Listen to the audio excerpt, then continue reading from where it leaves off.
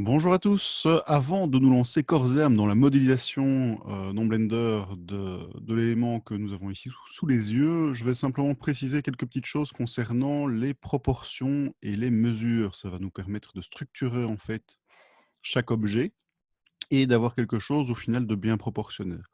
Donc ici, j'ai mis une hauteur pour la tête. C'est une hauteur variable, c'est-à-dire que pour quelqu'un entre 1,70 m, 1,80 m, on compte entre 7 et 8 fois une tête dans le corps. Ça peut varier en fonction des individus. Et donc, en moyenne, à la très grosse louche, on va tourner autour de 23, 24, peut-être un peu plus centimètres pour une tête, en fait, en taille réelle. Donc ici, je suis parti sur 24,5. J'aurais peut-être pu partir sur 12, ça aurait facilité un peu les calculs, mais voilà.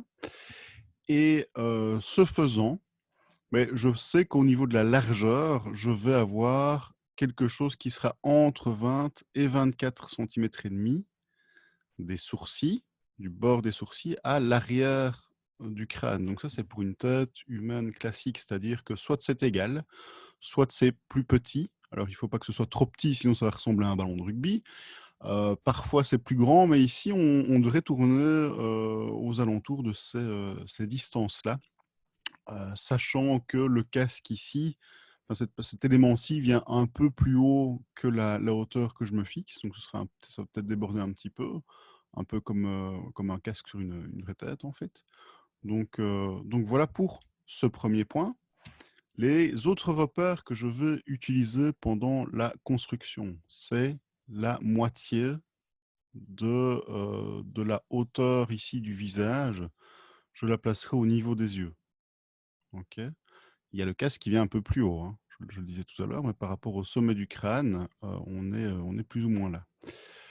Entre les yeux et le menton, là, je vais faire une petite modification par rapport au croquis qui est ici. On va arriver au-dessus, au niveau de la lèvre supérieure, au-dessus de la lèvre supérieure. Donc je remonterai un tout petit peu la bouche, ce qui laissera un peu plus de place pour le menton. C'est un choix, hein, esthétique que je fais. Et la base du nez, que vous voyez ici, sera entre les sourcils et le bas du menton. C'est quelque chose d'assez standard, d'assez classique que vous verrez au cours de représentation anatomique et qui se vérifie dans la majorité des cas.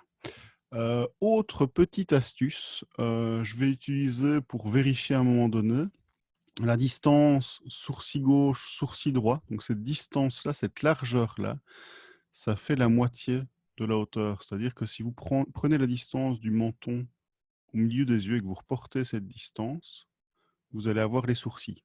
Ou à l'inverse, si vous prenez la distance du sourcil gauche au sourcil droit et que vous reportez cette distance à partir du menton, ben vous avez la moitié de la hauteur. Alors attention, si vous avez des sourcils épilés, ben, ce sera peut-être un peu plus petit. Donc ça, il faut y faire attention. Mais globalement, au niveau de l'arcade, en tout cas, on aura ça. Et du coup, c'est comme ça que je suis arrivé à 8 centimètres, plus ou moins, hein, pour l'élément qui est ici.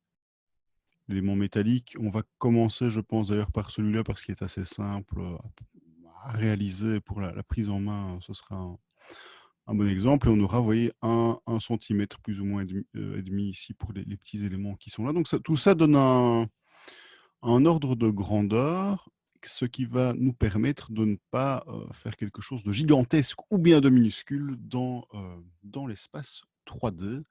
Et donc, prochaine étape, on va relancer Blender, paramétrer le système d'unité et créer le premier élément. Je vous dis à tout de suite.